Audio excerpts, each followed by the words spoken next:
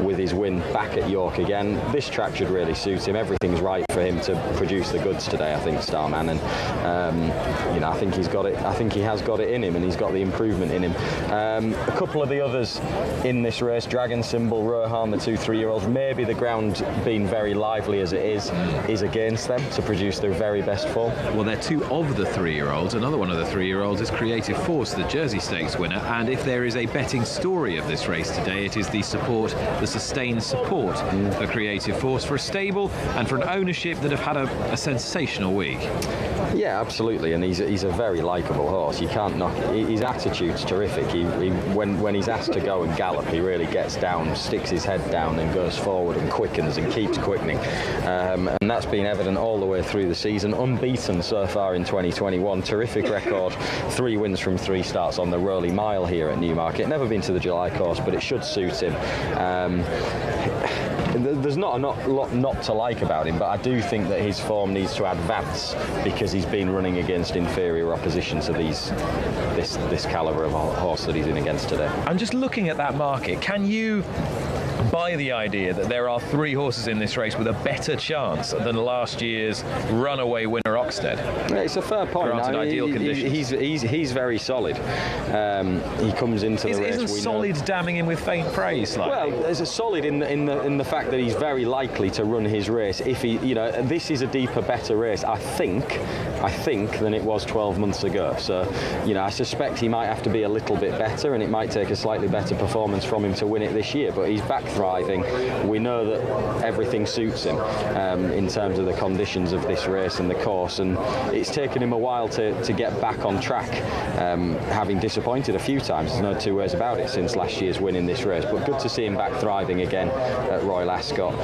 Now the question comes, can he string those runs together in a way that he hasn't done in the last 12 months or so? I gave a good mention at a price to Chill earlier. I do think she'll run well. She may just fall short on ability, but I expect her to be coming late. I think she clearly is a mare that's really thrived so far this year and improved so far this year. The pace is likely to be very strong. 1 or 2 may commit and play their hand a little bit too soon. So a horse like Chill could be late on the scene for a place potentially at a big price. Creative Force made a lot of appeal to me toward the front of the market. Of those at bigger prices, Extravagant Kid was not beaten very far in the King's Stand. An easy or a fast 6 furlongs like this, I think, will suit him just about perfectly. And the faster ground will also be, I think, to his liking. Frankie Dettori's never won the July Cup. I'm sure he's quite fed up with being reminded of that this week. Yeah, I thought every year. I think in the King's Stand he ran. He's obviously a horse that's been between 5 and 6 furlongs in America, but he ran like moving back up to 6. Although it was a good run, he was strong at the finish, wasn't he? And it's certainly no negative. But this race all round, I think, has more depth to it than either of the 2 races that we had at Royal Ascot. In goes Method, smart sprinting 2-year-old from last year, Sean Levy, looking for his second Group 1 of the week. And if you're talking about smart sprinting juveniles of last year, then what about Forgotten Horse Supremacy? Clive Cox has gone for Blinker Stables, won this with Harry Angel and also with Lethal Force. Yeah, he was a very good 2-year-old. Clearly only 1 start this year, finished out the back, blinkers on, off a break, questions to answer. Miss Amulet would be another Forgotten Horse from last season, very good sprinting 2-year-old. I think cutting back to 6 furlongs a good move with her.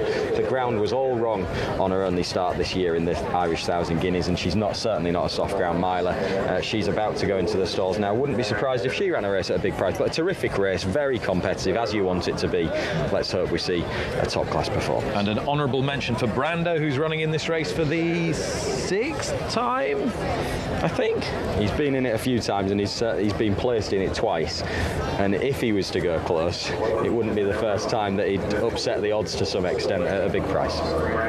He is standing dish, but so much fresh blood here in the Darley July Cup this year. The sprint of the season, Dragon Symbol is 7-2 at the off. Here's Simon Holt.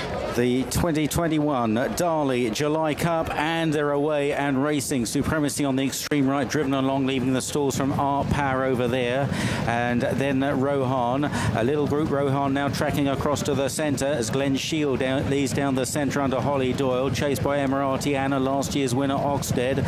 Also Extravagant Kid and Glorious Journey in that group, and they're chased further back by Summergand and Rohan. Meanwhile, down the sand side, Good Effort is blazing the trail, a good 2.5 lengths clear of line of departure. Miss Amulet is on the far side. Art Power going off very quickly with Supremacy. Chasing them on the stand side is Starman and Creative Force, and then Brando. Dragon Symbol is there as well. Miss Amulet just getting a bit short of room there. Further back is Chill as they race on now towards the final quarter mile. And on the far side, Art Power and Supremacy. Glen Shield down the centre. Oxted coming through, having been drawn on the far side, coming through on the stand side as he did last year with Dragon Symbol as they meet the rising ground. Starman runs on well as well. Art Power far side, and down the centre is Starman. Starman begins to do the best, and a new sprinting star. It's Starman who wins the Darley July Cup. Oxted, Art Power, Dragon Symbol, all involved in the minor money. Creative Force staying on very strongly as well, followed by Brando and Chill and Glen Shield. Only defeated once in his light career, and this his crowning glory. Starman gives trainer Ed Walker his biggest career success. It's a Group 1 for Tom Marquand in the big race of the week, the Darley July Cup. He didn't appear to be going anywhere at halfway, but boy did he come home strong. Starman, a homebred, owned by David Ward.